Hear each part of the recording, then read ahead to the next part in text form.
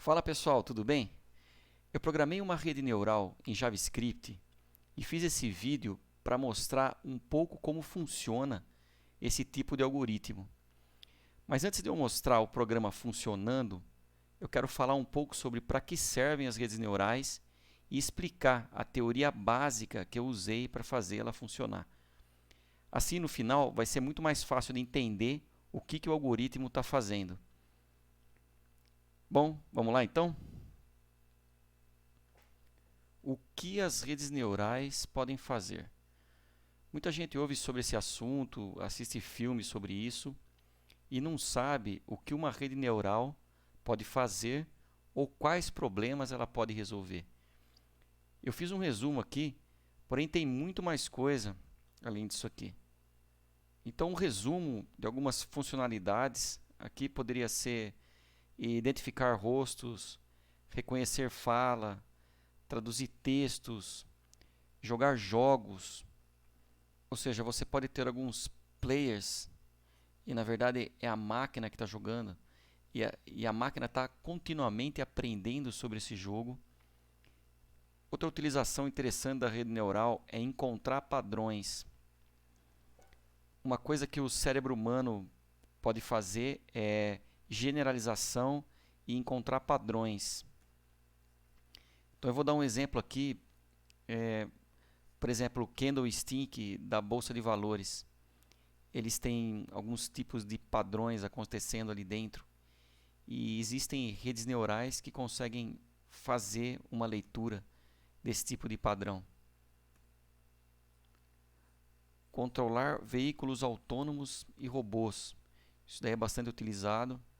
Você pode fazer com que as máquinas elas vão aprendendo com os seus movimentos ou elas vão evoluindo com os seus movimentos. Então, no momento que você monta o robô, ao contrário do robô pré-programado, ele não tem programação inicial. Então, quando esse robô começa a se movimentar e os seus sensores começam a devolver essa informação para ele, ele simplesmente começa a se autoprogramar para que ele não repita mais um determinado movimento. Se ele percebeu que deu falha, ele vai começar a evitar aquele movimento em busca de alcançar um movimento que tenha um sucesso. E com certeza muitas outras coisas que podem ser feitas com redes neurais. A pesquisa está avançando e a gama de aplicações também está aumentando bastante. Esse então é um neurônio biológico, é o elemento básico das redes neurais. É a partir dele que foi modelado o sistema de redes neurais artificiais. Eu vou falar um pouquinho sobre ele. Por essa célula dá para ver três partes distintas. É um modelo de uma célula padrão. Então você tem a área de dendritos, que são a área de entrada dos sinais. Você tem a extensão, que é a área do axônio. E você tem essa área das terminações do axônio, que tem essas vesículas, onde tem os neurotransmissores. Essa área de dendritos é onde faz a recepção dos estímulos nervosos do ambiente ou de outro neurônio, que está representado através do X1, X2, Xn. Depois dentro dessa célula, você tem uma combinação desses estímulos que é então processada na célula dentro de uma área chamada zona de disparo e que determina se vai disparar esse pulso ou não pelo axônio, que vai percorrer aqui o disparo eletroquímico, e esse pulso ele propaga e chega até as vesículas que contêm os neurotransmissores, que então se liga a uma outra célula nervosa ou uma célula de resposta muscular, por exemplo, que é aqui onde a gente recolhe o sinal. Então, esse sinal de saína ou vai entrar numa outra célula nervosa, ou ele vai terminar dentro de um músculo de resposta ou outro tipo de célula que responde ao estímulo desse neurônio. Então, a partir do neurônio biológico, dá para fazer um modelo matemático do que é um neurônio artificial. Então, os dendritos aqui foram traduzidos para baixo como sinais de entrada. Você tem então uma função que é uma somatório, você vai somar os pesos dessas entradas, as sinapses. Você vai então ter uma função de ativação, dizendo se essa célula, se esse neurônio entra em condução ou não, e então ele vai propagar esse sinal para o próximo neurônio, ou você já vai obter o seu sinal de saída. Agora vamos ver um pouquinho mais de perto o que está acontecendo dentro desse modelo matemático do neurônio artificial. Aqui no começo tem as entradas dos sinais que pode estar vindo de outros neurônios, de um sensor ou informação externa chegando na entrada. Cada gate de entrada tem um peso associado. Aqui no caso são 3 gates de entrada com 3 pesos diferentes. Dependendo de qual gate foi ativado ou não, esse peso entra no somatório. Então, por exemplo, se o gate 1 foi ativado, ele soma 0,1 correspondente ao seu peso. Se o gate 2 foi ativado, ele soma 0,5 junto com o primeiro. Se o terceiro gate foi ativado, ele soma 0,3 junto com os outros dois. Então, no final, é aplicado uma função nesse somatório que vai decidir se o gate de saída desse neurônio entra em ativação ou não. Agora dá para entender um pouquinho melhor como esses neurônios se organizam dentro de uma rede. Então, aqui no caso, você já tem o conceito de topologia. Topologia clássica de uma rede neural.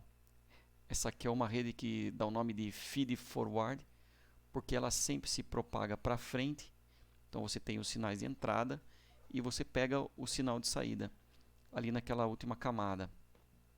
Essa é uma rede bem clássica, bem típica do sistema de redes neurais, em que você tem uma camada de entrada, input layer, você tem uma camada oculta, a hidden layer, e você tem uma camada de saída, a output layer. Os sinais, eles entram através da camada de entrada, se propagam através da camada oculta, dos neurônios intermediários, e eles sintetizam esses sinais que eles vão levar até a camada de saída, output layer. Esse daqui é um exemplo simples, é um exemplo muito parecido que a gente vai usar no meu programa. E aqui você tem então 2 sinais de entrada e 1 de saída. Mas você pode utilizar topologias diferentes para problemas diferentes. E isso sem contar que você pode modificar as funções de ativação interna, o padrão que você utiliza para sinapses. E então são muitas topologias diferentes para problemas diferentes. Então é uma área de estudo com um avanço muito grande, que ainda tem muito para ser explorado. Então eu posso dizer que são redes de infinitas possibilidades. Nesse diagrama eu fiz um esquema de uma rede neural simples que pode resolver o problema das portas lógicas. No caso aqui você tem 2 sinais de entrada, simulando as entradas dos sinais das portas lógicas, e você tem um sinal de saída, simulando um sinal de saída que você tem das portas lógicas. Então, quando você der uma entrada que pode ser o 0 ou 1, você vai receber uma saída que também pode ser o 0 ou 1. Então, você pode utilizar essa rede neural para resolver uma porta lógica do tipo AND, OR, SHOR, NAND. Aqui no caso a gente vai usar ela para resolver o problema da porta lógica SHOR. Então, na porta lógica SHOR, aqui por essa tabela, você vai perceber que você vai entrar com 2 valores e você vai obter um valor de saída. Então, são 2 entradas, uma saída. A entrada vai ser o que nós vamos aplicar na rede neural e a saída é o que a gente espera obter da rede neural. Então, quando der a entrada 0 e 0, a gente espera obter a saída 0. Quando for a entrada o 0 e o 1, esperamos obter a saída 1. Quando tiver 1 e 0, esperamos obter a saída 1. E quando já tiver a 1 e 1, esperamos obter a saída 0. Então vamos lá, exemplificando aqui, pegando aquela tabela lá e colocando os valores aqui para ficar um pouquinho mais claro como esse modelo funciona. Então as entradas são esses dois gates iniciais para esses neurônios de entrada. Então a gente vai aplicar o sinal 0 para o neurônio de entrada 1 e o sinal 0 para o neurônio de entrada 2. E a gente vai esperar obter o sinal 0 na saída do último neurônio. É assim que a gente espera que essa porta lógica, programada através de rede neural, se comporte. Então eu vou passar por todas as entradas aqui. Quando eu já aplicar o sinal 0 e 1, esperamos que o sinal no final seja 1. Quando aplicar o sinal 1 e 0, esperamos que o sinal no final seja 1 também. Quando eu já aplicar o sinal 1 e 1, esperamos que no final essa rede neural devolva o valor 0. Agora, essa é a parte que torna a rede neural diferente dos outros algoritmos. A rede neural precisa ser treinada antes para que ela chegue ao resultado correto. Inicialmente, ela não sabe nada sobre os dados, se sua saída está correta ou não. No começo, inclusive, ela erra tudo. Então, eu primeiro envio os dados para ela, aguardo me dar um retorno e corrijo onde ela errou. Então, ela se ajusta sozinha e tenta me devolver novamente os dados. Esse treinamento eu preciso fazer várias vezes. Fazendo aqui uma analogia, esse comportamento é bem parecido em como os organismos vivos estão sempre aprendendo com o meio que eles vivem. Então eu vou falar aqui sobre esses 3 tipos de treinamento, que são os mais clássicos, mas só para deixar claro, existem vários outros. Depende muito, inclusive, do tipo da rede neural e do problema que precisa ser resolvido. O primeiro é o treinamento supervisionado. Essa é a maneira mais fácil. Você processa um conjunto de dados, espera esse resultado no final e você vê se esse resultado está certo ou não. Então você fala para ela qual é o resultado que deveria estar correto, ela propaga a correção de volta para os neurônios anteriores e vai alterando os pesos dos inputs de entrada. Por isso que esse tipo de treinamento também é conhecido como backpropagation. Então, para cada ciclo de treinamento, ela vai se aproximando do valor correto que você espera na saída. No treinamento não supervisionado, ele faz esse trabalho sozinho. A própria rede neural fica continuamente verificando os sinais de saída que precisam ser ajustados e propagando a correção de volta para os neurônios. E por fim, no treinamento por reforço, a rede neural usa a tentativa e erro para encontrar uma solução. E vai receber uma recompensa ou uma penalidade, dependendo do resultado que ela teve. O objetivo aqui é ter o maior número possível de recompensas. Bom, agora eu vou falar um pouco sobre a biblioteca que eu vou usar para implementar essa rede neural aqui no meu programa de exemplo. No caso, eu vou usar o Node e eu vou usar essa lib Synaptic. Tem muitas outras libs que fazem isso em JavaScript. Essa daí é uma que é simples, é uma que é mais fácil de ser implementada e que dá para exemplificar bem aquilo ali que eu estou fazendo. Ela pode ser utilizada em navegadores web, o que é interessante, já que você consegue executar essa lib dentro do seu ambiente web, em HTML5, JavaScript, importando ela ali dentro do seu ambiente web. Ela é rápida de implementar, porém não é o modo mais avançado. É porque ela, claro, ela tem uma forma de implementar uma rede neural mais básica, mais simples, porém ela não consegue implementar todo tipo de topologia. Existem topologias de redes neurais avançadas. Então, no caso, ela vai implementar somente alguns tipos de topologias. A facilidade de aplicar e alta compatibilidade. Ela é mais fácil como a lib de saída para você conseguir criar uma topologia mais fácil, ver como funciona uma rede neural na prática. E a alta compatibilidade tem a ver com o que você consegue fazer essa lib funcionar em vários navegadores, né? Fazer ele funcionar em vários sistemas operacionais e tal.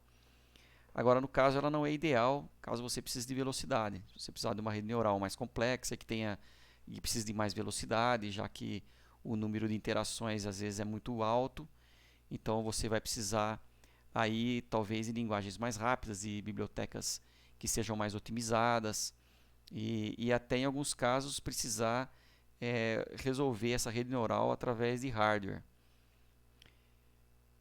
Bom, acho que é isso aí. Eu queria só falar um pouquinho sobre essa parte introdutória de redes neurais, para que seja um pouquinho mais fácil de entender o programa, como ele vai resolver essa porta lógica.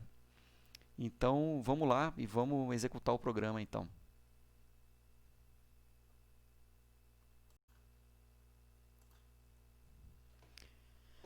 Agora então, eu vou iniciar o código.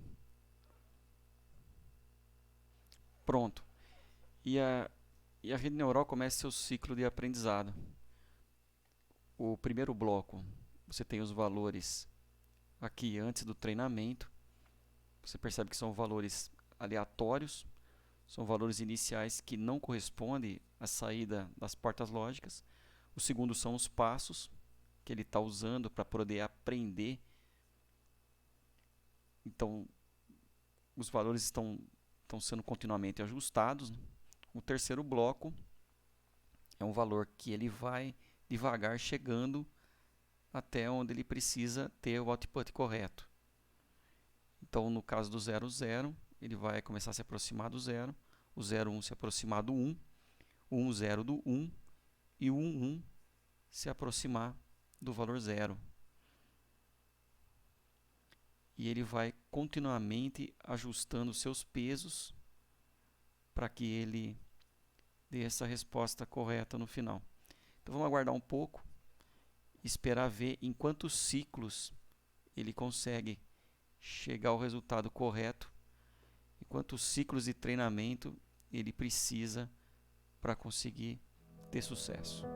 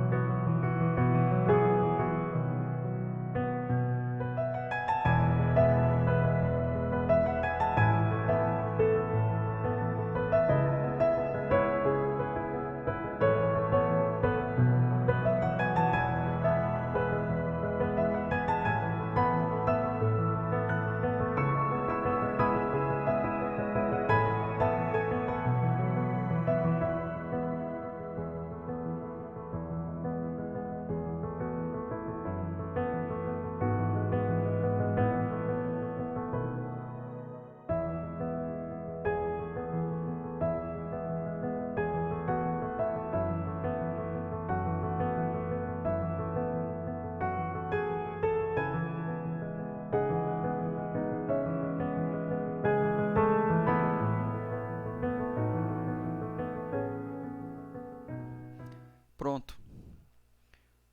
O programa terminou a execução e mostrou aqui no final que o objetivo foi alcançado com 2.630 passos de treinamento. O interessante é que se eu executar esse programa de novo, ele provavelmente vai alcançar esse objetivo em passos diferentes. Cada vez que eu executo ele, ele demora tempos diferentes para ele conseguir chegar no mesmo resultado. Então isso daí mostra essa parte interessante da rede neural, que ela nem sempre escolhe o mesmo caminho para fazer o aprendizado. Muito parecido com o que acontece com a rede neural biológica. Agora tem um outro fato também, é que depois que você fez o treinamento da rede neural, se você quiser utilizar essa rede em porta lógica, você não precisa fazer o treinamento de novo. É só salvar o estado dessa máquina, você salva os ajustes ali, os pesos que ele fez e automaticamente ele já vai fornecer a entrada e a saída correta. Não precisa mais fazer esse passo de treinamento. Esse passo de treinamento é só feito inicialmente para que a rede neural aprenda. Então, só para ter um padrão de comparação, no início, olha como esses valores eles estavam errados ali. Então, a 00 estava fornecendo uma saída de 0,5, ou seja, ela estava completamente indefinida. Ela estava como se estivesse dando um valor intermediário. Então, ele estava dando um valor intermediário para todos os casos. E depois do treinamento, os valores já de saída já estão todos corretos aí para a porta shore.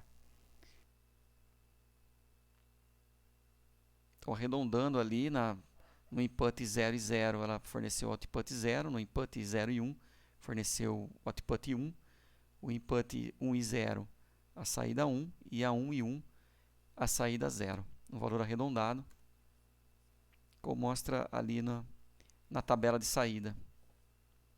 Então esse foi o processo de aprendizado de uma rede neural que deu para a gente ver em tempo real.